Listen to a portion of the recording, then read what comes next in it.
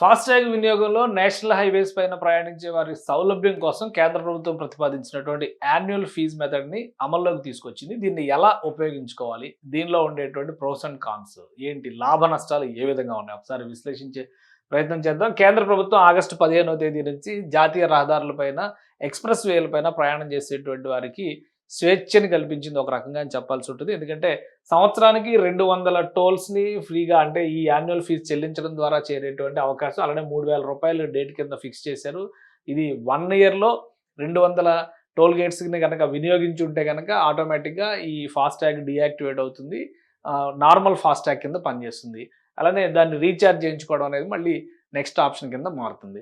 So ఒకసారి చూద్దాం దీనికి ఉన్నటువంటి ప్రొసీజర్స్ ఏంటి? అలానే కేంద్ర ప్రభుత్వానికి సంబంధించినటువంటి అంటే ministry of roads and national highways development విభాగం ఒక దీన్ని షేర్ చేసింది, వీడియోని షేర్ చేసింది. ఇందులో స్టెప్ బై స్టెప్ గైడెన్స్ ఇచ్చింది.